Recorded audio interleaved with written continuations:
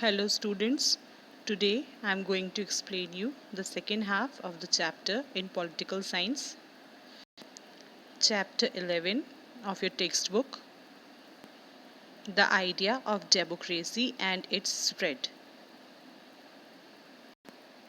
In my previous video, I have explained you about the term democracy and the story of Libya, its progress and development, King Idris, Muammar Gaddafi and the democracy of Libya. Now we will learn about another country, that is Myanmar. It is also known as Burma. Myanmar is a British colony. It is rich in rice and in forest resources like teak, minerals, stones like sapphire and ruby. It gained its independence 5 months after India. Myanmar would emerge as a democratic nation, but the country did not have strong political parties, national leaders, or a politically conscious society. मेरे previous video में मैंने आपको लिबिया की democracy के बारे में, Muammar Gaddafi के बारे में बताया था, किंग इदरिस के बारे में बताया था। इस वीडियो में मैं सेकेंड हाफ चैप्टर का एक्सप्लेन करूंगी आपको, जिसमें हम एक और कंट्री के बारे में बात करेंगे जिसका नाम है म्यांमार। इसको बर्मा भी बोला जाता है। यहाँ पर भी ब्रिटिशर्स का रूल था पहले। म्यांमार में राइस बहुत पाया जाता है। यहाँ पर टीक, मिनरल्स और बहुत सारे स्टोन्स पाए जाते हैं, precious stones like sapphire and Ruby. Myanmar को इंडिपेंडेंस मिली थी इंडिया की इंडिपेंडेंस के 5 मंथ्स के बाद। ये एक डेमोक्रेटिक कंट्री है, लेकिन इसकी पॉलिटिकल पार्टीज, नेशनल लीडर्स और पॉलिटिकली कॉन्शियस सोसाइटी नहीं इतनी डेवलप हो पाई है। Myanmar was granted independence in 1948 as a democratic nation. In 1962, it became a military dictatorship under Burma Socialist Program Party. In the 2015 election, Aung San Suu Kyi party won a majority in both the houses. Now, I am going to tell you the military rule in Myanmar. Myanmar का military rule कैसा था? Myanmar faced many problems related to tribal rights. The army took control of many tribal regions and established its rule. Military rule in Myanmar lasted from 1962 to 2011. मैंने आपको पहले video में बताया था कि लिबिया पहले किंग इदरिस के अंदर में था, उसके बाद उसको मुअम्मर गद्दाफ़ी ने अपनी मिलिट्री कूप के साथ ओवर रूल किया था। ऐसे ही म्यांमार में भी आर्मी का रूल हुआ। Myanmar gained its granted independence from Britishers in 1948 under Burmese independence. Army as a democratic nation. In 2011, the military junta was officially dissolved and a nominally civilian government was installed. 1948 में जब empire से, British empire से independence मिला, तो उसके बाद army ने अपना रूल किया वहाँ पर, उस नेशन पर, और मिलिट्री जनता से जब डेमोक्रेटिक कंट्री बनी वो 2011 में बनी म्यांमार। मिलिट्री जनता ऑफिशियली डिसॉल्व हुआ था 2011 में। Now the changes in Myanmar. Many changes took place in Myanmar in 2008. The name of the country was changed from Burma to Myanmar.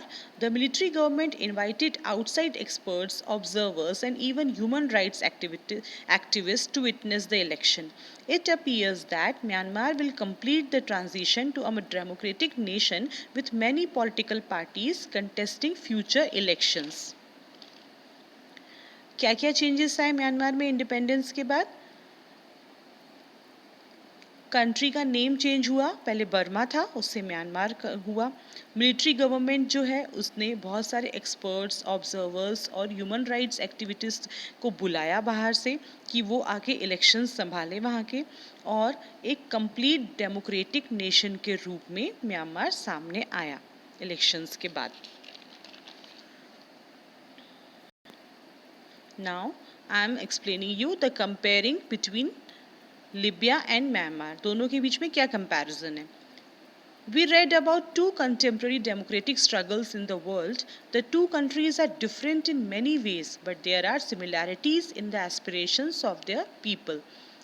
हो सकता है कि दोनों कंट्रीज़ में डिफरेंस हो उनके एरिया वाइज, पीपल वाइज, वहाँ के कल्चर और ट्रेडिशंस के हिसाब से बहुत डिफरेंस होगा, लेकिन कुछ कुछ सिमिलैरिटीज़ भी हैं वहाँ के लोगों में. वो सिमिलैरिटीज़ क्या हैं? Both the countries have fulfilled the fundamental needs of the people. In both countries, the ruling government had the active backing of the army. The rulers did not allow free and fair elections, nor did they permit the formation of political parties. दोनों countries का main M क्या था? Fundamental needs को पूरा करना लोगों की. और दोनों कंट्रीज़ को किसने रूल किया था? वहाँ की जो गवर्नमेंट थी वो आर्मी गवर्नमेंट थी. और जो वहाँ की आर्मी गवर्नमेंट थी उन्होंने वहाँ के लोगों को इलेक्शंस अलाउ नहीं किए और पॉलिटिकल पार्टीज़ को भी इलेक्शन में आना उन लोगों ने अलाउ नहीं किया था. However, Myanmar was different from Libya. Myanmar started with a democratic government, but then the military took over government. In Libya, the army took over power after abolishing the kingdom. Myanmar और लिबिया में बहुत सारी similarities के साथ साथ डिससिमिलैरिटीज़ में एक ये भी बात आती है कि वहाँ म्यांमार की जो गवर्नमेंट है वो मिलिट्री ने ओवरटुक किया था उसको, मिलिट्री ने उसको ओवर रूल किया था. और लिबिया की गवर्नमेंट को भी आर्मी ने ही ओवर रूल किया था, लेकिन किंग इद्रिस की रूलिंग के बाद. The people of both Nations wanted free elected government. और दोनों नेशंस के जो सिटीजन्स थे वो क्या चाहते थे? फ्री इलेक्टेड गवर्नमेंट चाहते थे, जहां वह अपना लीडर, अपना नेता खुद चुन सके. जैसे इंडिया में होता है, हम अपना नेता खुद चुनते हैं, ऐसे उन्हें भी डेमोक्रेटिक कंट्री चाहिए थी कि जहां वह अपनी बात को आगे रख सके, इलेक्शंस में पार्टिसिपेट कर सके और अपनी गवर्नमेंट खुद चूज कर सके. There were difficulties in the welfare measures undertaken by the military government in Libya and Myanmar. The military education was made compulsory in Libya while it was not compulsory in Myanmar. There were restrictions in the fundamental rights of the citizens in both the countries. Libya में military education compulsory हो गई, लेकिन Myanmar में military education compulsory नहीं थी. लेकिन दोनों countries में फंडामेंटल राइट्स को मानने के लिए, उसको अप्लाई करने के लिए बहुत सारे रिस्ट्रिक्शंस थे वहाँ के लोगों के लिए. Look at the picture. She is the lady Aung San Suu Kyi. Her name is Aung San Suu Kyi. She tried to improve the level of life of the people with the help of the education and employment in establishing democracy. She introduced landform acts. She organized public opinion against the corruption prevailing under the military administration. She created faith among the people of democracy. She highlighted the importance of political parties in establishing democracy. She was the Nobel Prize winner for peace, independence, and democracy.